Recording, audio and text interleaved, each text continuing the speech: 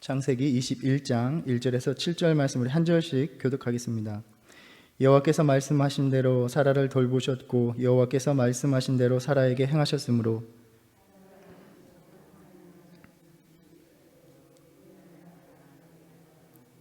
아브라함이 그에게 태어난 아들 곧 사라가 자기에게 낳은 아들을 이름하여 이삭이라 하였고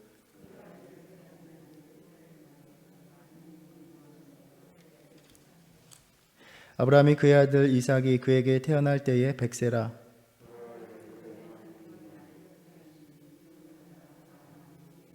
함께 읽겠습니다. 또 이르되 사라가 자식들을 젖먹이겠다고 누가 아브라함에게 말하였으리오마는 아브라함의 노경에 내가 아들을 낳았도다 하니라. 아멘. 드디어 하나님의 약속이 성취되었습니다. 아브라함과 사라 또 그들의 이야기를 함께 나누었던 우리 모두는 고대하던 그 자손의 출생을 마주합니다. 여호와께서 말씀하신 대로 사라를 돌보셨고 여호와께서 말씀하신 대로 사라에게 행하셨으므로 이 여호와의 말씀대로라는 말이 반복되면서 약속의 성취가 강조되고 있습니다. 이 1절 말씀이 하나님께서 우리의 삶 속에 어떻게 신실하게 행하시는가를 단적으로 보여주고 있습니다. 우리가 알듯이 이삭의 출생은 자연스러운 것이 아니었습니다. 오히려 불가능한 것이 더 자연스러워 보였습니다. 11장에서 아브라함이 또 사라가 부르심을 받기 이전의 상태는 사라가 임신하지 못하여 자식이 없었다라는 것이 이들의 출발점이었습니다. 아무것도 보증할 수 없는 상태였습니다.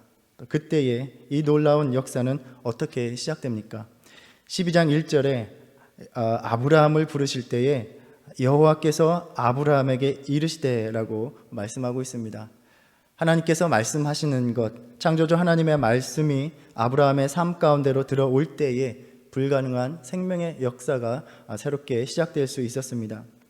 하나님의 말씀이 절망의 삶 한가운데에 들어올 때에 생명의 빛이 비추는 것입니다. 1절 말씀을 볼 때에 무엇보다도 행위의 주체는 아브라함도 아니었고 사라도 아니었고 하나님이셨습니다. 여호와께서 말씀하신 대로 사라를 돌보셨고, 이 돌보다라는 이 말은 하나님께서 방문하시다 또 지켜보시다라는 의미입니다. 하나님께서 심판하러 오실 때에 또 구원을 베풀러 오실 때에 그러한 의미를 나타내는 말로서 하나님의 특별한 관심을 나타내는 용어입니다. 하나님께서 사라에게 늘 시선을 두고 살펴보셨다라는 것을 의미합니다. 우리는 지금까지 아브라함의 이야기를 나누면서 하나님께서 어떻게 사라를 돌보셨는지를 우리는 볼 수 있었습니다. 기근이 들어서 애굽 땅에 들어갔을 때에 자신을 누이라고 하면서 애굽 왕 바로의 궁으로 보내는 아브라함이 사라는 얼마나 원망스러웠겠습니까? 또 그때 사라는 얼마나 두려웠겠습니까? 그러나 하나님은 찾아오셨고 사라의 일로 인하여 바로와 그 집에 큰 재앙을 내리셔서 사라를 보호해 주셨습니다. 하나님께서 아브라함에게 자손을 주실 것이라 약속했기 때문에 사라는 당연히 자신을 통해서 자식을 낳지 않을까 기대하였지만 오랫동안 자식을 낳지 못하는 그러한 출산의 기미가 보이지 않을 때 사라는 깊은 절망과 좌절에 빠졌을 것입니다. 고민 끝에 당시의 관습대로 자신의 여종을 통해서라도 자녀를 보려고 하갈을 남편에게 보냈고 이스마엘이 태어났을 때에 그나마 다행이라고 여겼을 것입니다. 그런데 자신의 여종이 자신을 멸시할 때에 사라는 참을 수 없는 모욕과 수치와 분노가 일었을 것입니다. 하나님 아브라함에게 약속하며 보여주신 그 하늘을 보면서 하나님, 주님이 약속을 이루어 가시는 과정이 왜 나에게 이렇게 가혹한 것이어야 하냐라며 눈물을 흘리며 부르짖었을 것입니다. 분을 이기지 못하여 하갈을 학대하기도 하였습니다. 그리고 이스마엘이 무럭무럭 자라나는 것을 보면서 역시 하나님께서는 나를 통해서 자손을 주시지 않는구나 라고 단념하기에 이르렀을 것입니다. 그런데 마므레의 장막에 하나님과 또 천사가 찾아와서 내년 이맘때에 자신에게 아들이 있으리라고 말씀하시니 도저히 믿을 수가 없었고 이제는 자신의 몸이 도저히 생산하지 못할 것임을 너무나 잘 알기에 내가 노쇠하였고 내 주인도 늙었으니 내게 무슨 즐거움이 있으리요 라며 허탈한 웃음을 지을 수밖에 없었습니다. 하지만 여호와의 사자가 방문한 후에 아마도 그 태중에 아기가 들어선 것을 감지할 수 있었을 것이라 생각해 봅니다. 그런데 아브라함은 그랄 지방으로 옮겨갔고 그 땅의 왕 아비멜렉은 자신을 취하고자 궁으로 들입니다. 사실 20장의 이 아비멜렉의 이야기는 아마도 오래전 내려오는 12장의 같은 이야기가 반복되는 것일 것이다 라고 또 다른 버전으로 보기도 합니다. 아비멜렉이 사라를 자신의 여인으로 만들려고 하는 이야기이지만 우리가 알듯이 이때 사라의 나이가 90이었습니다. 흐름상 정황상 잘 맞지 않아 보이기 때문입니다. 이와 같은 사라는 또 한 번 꼼짝없이 아비멜렉에게 잡혀갔습니다. 지금 태중에 아이가 자라나는 기미가 보였을 텐데 정말 하나님의 약속이 이루어져서 자식을 낳을 수도 있다고 여겨지는 이때에 아브라함이 자신을 또다시 사지로 내몰고 자신은 수치를 당할 위험에 처해 있는 것입니다. 그러나 하나님께서 아비멜렉의 꿈에 나타나셔서 사라를 돌려보내라. 그렇지 않으면 너와 내게 속한 자가 반드시 죽을 줄 알라. 그를 두렵게 하셨고 은 1000개를 받게 하사 그 수치를 가리게 하셨습니다. 사라의 모든 삶을 하나님이 지켜보고 계셨고 알고 계셨고 그녀를 돌보아 주셨습니다. 약속한 바를 이루시기 위해서 그 모든 삶 속에 함께 해주신 것입니다. 이것은 무엇을 의미하는 것입니까? 하나님께서 우리에게 말씀하신 바를 이루는 그 과정은 우리가 하나님의 약속을 이루어 드리기 위하여 무언가를 하는 과정이 아니라 하나님께서 우리를 돌보아 주시는 과정이라는 것입니다. 오늘도 우리가 주님의 돌보심의 은혜 안에 있기에 우리가 주님의 언약 안에 머물 수 있는 것입니다. 주님께서 우리의 모든 고통의 현실 속에 와주시고 지켜보시고 어려움 중에서 건져 주시기에 우리가 주님의 자녀로 믿는 자로 살아갈 수가 있는 것입니다. 또 여호와께서 말씀하신 대로 사라에게 행하셨다라고 합니다. 이삭이 태어난 것은 아브라함과 사라가 자신들이 무언가를 열심히 해서 이루어낸 결과가 아니라 하나님이 자신이 말씀하신 바대로 행하신 것이다 라는 말씀입니다. 하나님께서 행하시는 이 과정을 좀 더 묵상해 보면 이 모든 것이 하나님의 계획대로 하나하나 이루어진 과정이 아님을 우리는 알게 됩니다. 무슨 이야기냐 하면 하나님께서 원래 의도한 대로 흘러가는 순탄한 과정이 아니었다는 것입니다. 즉 하나님께서 의도한 대로 이루어진 것이 아니라 하나님의 뜻을 거스르는 인간의 수많은 실패들을 수습해야 하는 과정이었습니다. 아이러니하게도 하나님의 약속하신 바에 가장 큰 장애물이 되었던 것이 바로 약속을 받은 자들이었다라는 점입니다. 우리는 계속해서 아브라함의 연약한 믿음의 모습들을 살펴보았습니다. 하나님께서 이삭을 낳게 하시기까지의 그 과정 속에서 가장 부정적인 요소, 부정적인 변수는 바로 아브라함 자신이었습니다. 애굽의 손을 의지하려고 하였습니다. 또 롯은 죄악으로 가득한 소돔으로 이주하여 국제적인 전쟁에 휘말렸습니다.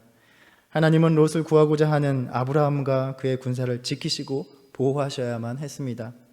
아브라함과 사라는 자신들의 방법대로 자손을 보려고 이스마엘을 낳았고 오히려 약속의 후손을 낳는데 장애물이 되었고 후에 가족 간의 갈등의 원인이 되어버립니다.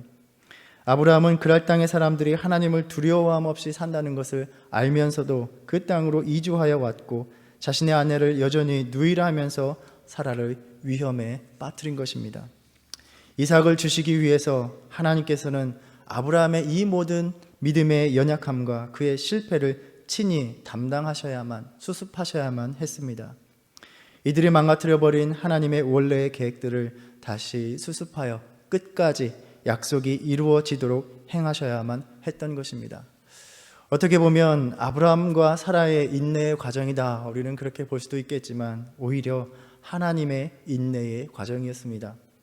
하나님이 주신 약속을 하나님이 정하신 때에 이루어 주심을 기다리지 못하고 성급하게 저지른 모든 잘못된 일들을 하나님이 감당하시는 과정이었습니다. 사실 이어지고 있는 성경의 모든 족장들의 이야기, 이스라엘 백성들의 이야기가 이러한 하나님의 자비로운 인내를 보여주고 있습니다.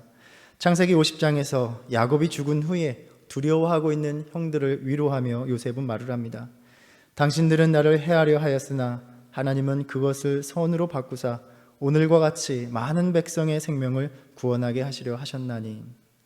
하나님께서는 당연히 아브라함과 그 자손들을 어려움 속에서 구원하시고자 하셨을 것입니다. 그런데 요셉의 형제들이 자신의 동생을 파는 악을 저질렀고, 또 하나님은 그 악을 선으로 만드시기 위해서 끊임없이 또 행하셔야 했습니다. 형들의 악함으로 고난에 빠진 요셉의 삶을 돌보시기 위해서 애쓰셔야 했고, 또 애굽의 총리가 되게 하셔서 생명을 구하게 하신 것입니다. 출애굽의 역사는 또 어떻습니까? 하나님의 원래의 약속의 계획은 원대한 것이었습니다. 하나님이 젖과 꿀이 흐르는 땅으로 인도하실 것이다 약속해 주셨습니다. 그런데 그 과정 속에서 백성들은 끊임없이 원망하고 불평하고 배역한 모습으로 행하였습니다. 가나안 땅을 보고서도 두려워하며 애굽으로 돌아가겠다라고 하였습니다.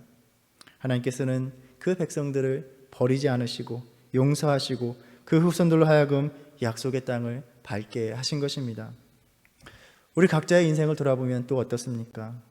하나님이 나의 믿음 없음을 참아주시고 이끌어 주시지 않으시면 여기까지 올 수 없는 인생이 아니었습니까? 하나님께서 아브라함의 믿음 없는 삶 속에서 공경을 당하는 사라를 돌보아 주셨듯이 우리의 모든 힘겨운 현실을 지켜보시면서 돌보아 주셨기에 살아올 수 있는 인생 아니었습니까? 또 때로는 주님을 외면하고 성급하게 세상을 의지하려 하고 악한 세상의 삶임에도 그 안에 머물며 세상적인 유익을 누리며 살아가고자 하는 우리를 용납하여 주시고 참아주시고 우리가 저지른 모든 실패를 친히 담당해 주셨기에 여전히 하나님의 약속 안에 머물러 있는 인생이 아닙니까? 하나님께서 우리의 실패를 담당하시기 위해서 어떠한 대가를 치르셔야 했는지 우리는 너무나 잘 알고 있습니다. 자신의 가장 사랑하는 아들까지 희생하셔야만 했습니다. 십자가의 고통 속에서 우리의 연약함의 모든 것을, 우리의 실패를 다 지고 가셨습니다. 오늘 1절의 말씀을 우리의 인생에 빗대어 우리는 이렇게 읽을 수 있을 것입니다. 여호와께서 말씀하신 대로 우리를 돌보셨고 여호와께서 말씀하신 대로 우리에게 행하셨다. 또 나의 이름을 넣어서 읽을 수 있을 것입니다.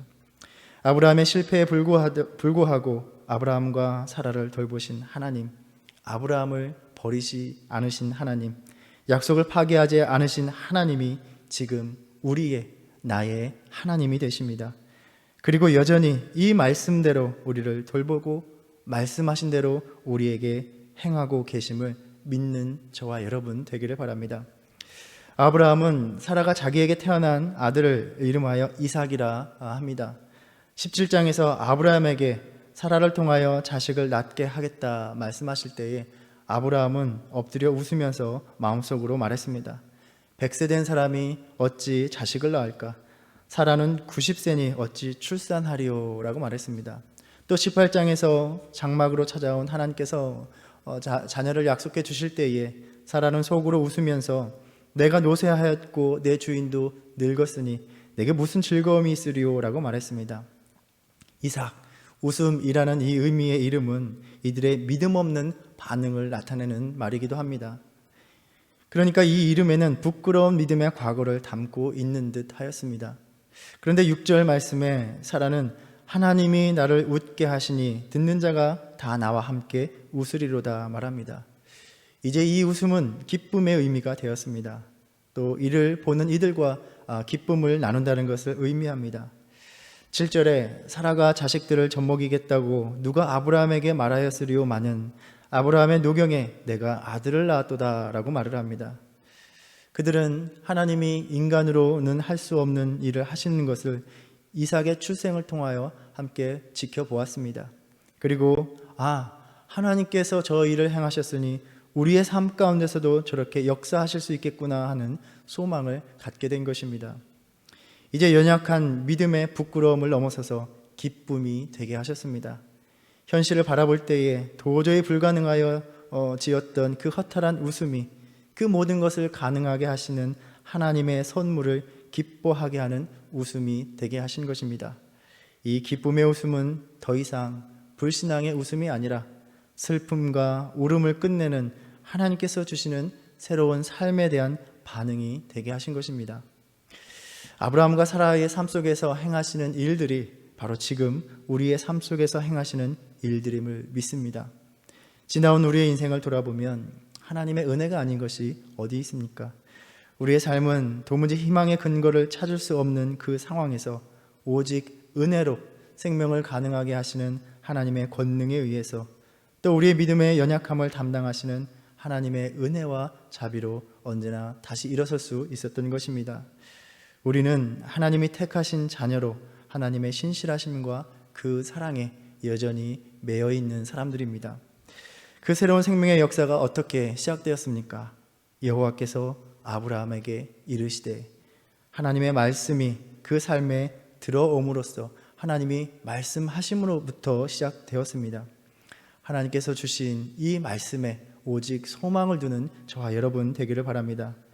이 말씀은 우리가 이루어가는 것이 아니라 하나님께서 이루어 가시기 때문에 우리는 그 신실한 성취를 기대할 수 있고 바랄 수 있는 것입니다.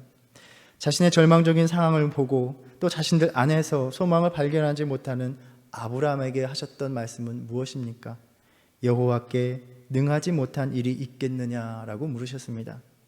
아브라함과 사라가 자신들의 나이 많음을 보았을 때에, 또 자신들의 상황과 능력을 볼 때에 아무런 소망을 둘 수 없었습니다. 그러나 능치 못하신 일이 없으신 하나님이 행하시는 일이기에 그 불가능한 현실은 문제가 되지 않았습니다. 우리가 주님을 다시 바라볼 때에 소망을 갖게 되는 것입니다.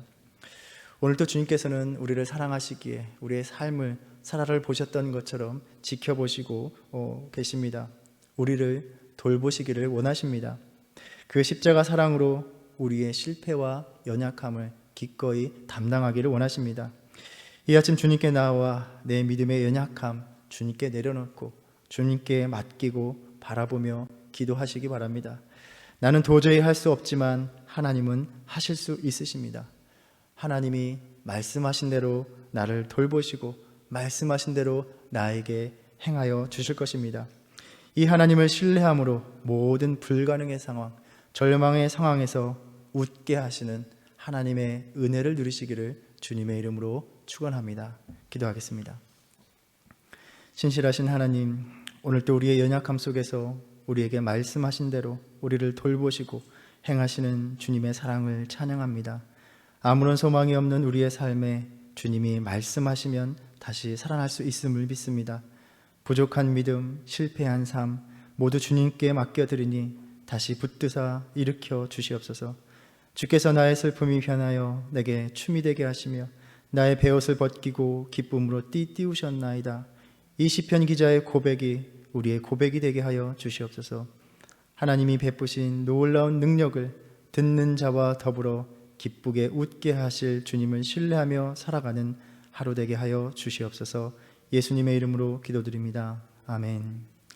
하늘에 계신 우리 아버지여, 이름이 거룩히 여김을 받으시오며 나라의 임하옵시며 뜻이 하늘에서 이룬 것 같이 땅에서도 이루어지이다.